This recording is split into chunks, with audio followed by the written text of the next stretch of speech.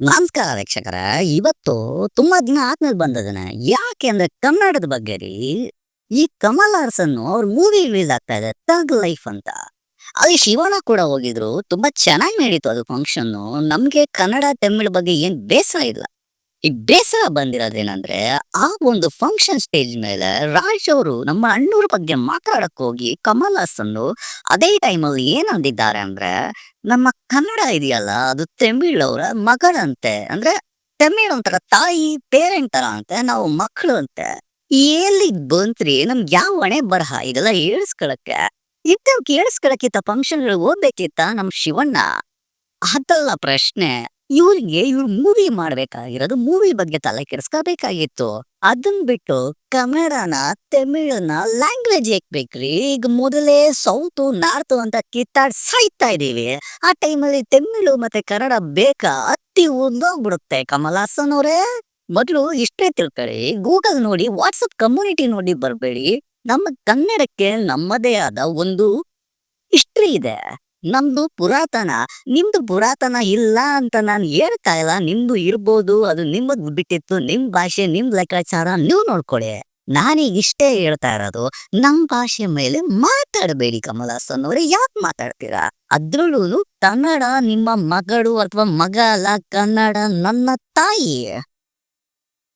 ತಮಿಳಿನ ದೊಡ್ಡಮ್ಮ ಅಥವಾ ಚಿಕ್ಕಮ್ಮ ಅಂತ ಹೇಳಿದ್ರಿ ಲಾಸ್ಟ್ ಟೈಮು, ಯಾರೋ ಒಬ್ರು ಬೇರೆ ಟೈಮಲ್ಲಿ ಹೇಳಿದ್ರಿ ಕೂಡ. ಆದ್ರೆ ನಾನೀಗ ಹೇಳ್ತೀನಿ, ಕನ್ನಡನ ಕನ್ನಡಕ್ಕೆ ಬಿಟ್ಕೊಡಿ. ನಾವ್ ಆ ಕಡೆ ದ್ರಾವಿಡ ಅಂತಾನು ಹೇಳ್ಕತಾ ಇಲ್ಲ, ಈ ಕಡೆ ಆರ್ಯನ್ ಅಂತಾನು ಹೇಳ್ಕತಾ ಇಲ್ಲ. ನಮ್ ಕನ್ನಡಕ್ಕೆ ಕನ್ನಡ ಅಂತ ಬಿಟ್ಬಿಡಿ. ನಮ್ ಭಾಷೆ ಬಗ್ಗೆ ಬೇಡ. ನಿಮ್ ಭಾಷೆ ಬಗ್ಗೆ ಮಾತಾಡ್ತಾ ಇದೀವಾ? ಇಲ್ಲ ತಾನೇ ಕಮಲ್ ಹಾಸನ್ ಅವ್ರೆ? ಅದೇ ಟೈಮಲ್ಲಿ ಯಾಕೆ ನಮ್ ಭಾಷೆ ಬಗ್ಗೆ ಮಾತಾಡ್ತೀರಾ? ದಯವಿಟ್ಟು ಮಾತಾಡ್ಬಾರ್ದು. ಮಾತಾಡಿ ದೊಡ್ಡ ತಪ್ಪು ಮಾಡಿದೀರಾ. ಅದಾದ್ಮೇಲೆ ಸಾರಿ ಕೂಡ ಕೇಳ್ತಾ ಇಲ್ಲ. ಕೇಳಿದ್ರೆ ಆರ್ಕಿಯಾಲಜಿಸ್ಟ್ ನ ಕೇಳಿ ಅಂತೀರಾ, ಲ್ಯಾಂಗ್ವೇಜ್ ಸ್ಟಡೀಸ್ ನ ಕೇಳಿ ಅಂತೀರಾ. ಯಾಕೆ ಬೇಕ್ರಿ? ನಮ್ ಕನ್ನಡ ನಮಗ್ ಗೊತ್ತಿದೆ. ನೀವ್ ಯಾರ ಅಂತ ಹೇಳುವಂತ ಬೇಕಾಗಿಲ್ಲ. ಸ್ಟೇಜ್ ಮೇಲೆ ಹೇಳುವಂತ ಅವಶ್ಯಕತೆ ಕೂಡ ನಿಮ್ಗೆ ಇರ್ಲಿಲ್ಲ ಕಮಲ್ ಹಾಸನ್ ಅವ್ರೆ. ತುಂಬಾ ಬೇಸರ ಆಗ್ತಾ ಇದೆ. ನಮ್ಮ ಕನ್ನಡ ಸಂಘದವ್ರಿಗೂ ಕೂಡ ಸಿಕ್ಕಾಪಟ್ಟೆ ಬೇಸರ ಆಗಿದೆ ಇದರಿಂದ. ತುಂಬಾ ನಮ್ಮ ಮುತ್ಸುದಿಗಳು, ಹಿರಿಯ ನಟರು, ನಿರ್ದೇಶಕರೆಲ್ಲ ಇದ್ರ ಬಗ್ಗೆ ಮಾತಾಡ್ತಾ ಇದಾರೆ. ಈ ಹಿಂದೆ ಕೂಡ ಒಬ್ಬ ರಾಜಾಜಿ ಅನ್ನೋ ಒಬ್ರು ಇದ್ರು ಬೆಂಗಳೂರಿನಲ್ಲಿ. ಅವ್ರು ಏನ್ ಮಾಡಿದ್ರು ಅಂದ್ರೆ, ಅವ್ರ ಹೆಸರಲ್ಲೇ ರಾಜಾಜಿನಗರ ಇರೋದು. ಅವ್ರು ಏನ್ ಮಾಡಿದ್ರು ಅಂದ್ರೆ, ಹೌದು ಕನ್ನಡ ಒಂಥರ ಮಗಳಿದ್ದಂಗೆ ತಮಿಳಿಗೆ, ಮತ್ತೆ ಅದು ತೆಲುಗಿಂದ ಭಾಷೆ ಕಲ್ತವನಿದೆ, ಲಿಪಿ ತಗೊಂಡಿದೆ ಅಂತ ಹೇಳಿದ್ರು. ಆ ಟೈಮಲ್ಲಿ ಹೋರಾಟ ಮಾಡಿ ರಾಜಾಜಿನಗರ ಹೆಸರನ್ನೇ ತೆಗೆದಿಡ್ಬೇಕಾಗಿತ್ತು. ಆದ್ರೂ ನಾವ್ ಇಟ್ಕೊಂಡಿದ್ದೀವಿ ವಿಶಾಲ ಕರ್ನಾಟಕ ಹೃದಯದವರು ನಾವು. ಈಗೇನ್ ಹೇಳ್ತಾ ಇದೀವಿ ಅಂದ್ರೆ, ಕಮಲ್ ಹಾಸನ್ ಅವ್ರೆ, ನೀವು ದಯವಿಟ್ಟು ಈ ಒಂದು ಗಳಿಗೆಯಲ್ಲಿ ಕ್ಷಮಾರ್ಪಣೆ ದೊಡ್ಡದಾಗಿ ಕೇಳಬೇಕು. ಸಣ್ಣ ಪುಟ್ಟ ಕ್ಷಮಾರ್ಪಣೆ ಅಲ್ಲ. ಇಲ್ಲಾಂದ್ರೆ ನಮ್ಮ ಕನ್ನಡದವರು ನಿಮಗೆ ಗೊತ್ತಿಲ್ಲ, ಸುಮ್ನೆ ಭಾಷೆ ವಿಚಾರಕ್ಕೆ ಬರ್ಲೇಬಾರದು. ಮೊದಲು ನೀವು ತಮಿಳವರಾಗಿ ಕನ್ನಡದ ಬಗ್ಗೆ ಮಾತಾಡೋದೇ ತಪ್ಪಾಗಿದ್ದು. ಮಾತಾಡಿದಿರಿ. ಇದಾದ್ಮೇಲೆ ನಾನು ಏನ್ ಹೇಳ್ತೀನಿ ಅಂದ್ರೆ, ದಯವಿಟ್ಟು ಇದ್ರ ಮುಂದೆ ಭಾಷಾ ವಿಚಾರ ಮಾತಾಡಬೇಡಿ ನಮ್ಮ ಕಮಲ್ ಹಾಸನ್ ಅವರೇ. ನೀವ್ ಎಷ್ಟೊಂದು ಕನ್ನಡ ಫಿಲ್ಮ್ ಮಾತಾಡಿರಿ, ನನ್ ಕನ್ನಡ ಬರುತ್ತೆ, ಒಳ್ಳೆ ಚೆನ್ನಾಗಿ ಕನ್ನಡ ಮಾತಾಡ್ತೀರಾ. ಆ ಟೈಮಲ್ಲಿ ಯಾಕೆ ಬೇಕಿತ್ತು ನಿಮ್ಗೆ ಈ ಕರ್ನಾಟಕ ಕನ್ನಡ ವಿಷಯ? ಶಿವಣ್ಣನ್ ಹೊಗಳಿದ್ರಿ, ಲಕ್ಷಣನ್ ಹೊಗಳಿದ್ರಿ, ಪರವಾಗಿಲ್ಲ.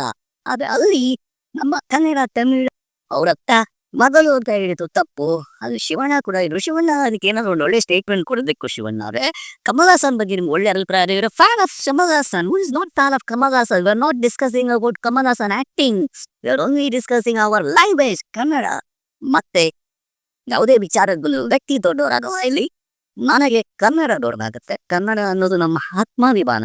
ಅದನ್ನ ಕೆಣಕಿದ್ದಾರೆ ಕಮಲ್ ಹಾಸನ್ ಅವರು. ಅವ್ರಿಗೆ ಕ್ಷಮೆ ಕೇಳಬೇಕು. ನೋಡೋಣ ಅವನು ಮುಂದೆ ಏನಂತಾರೆ ಅಂತ.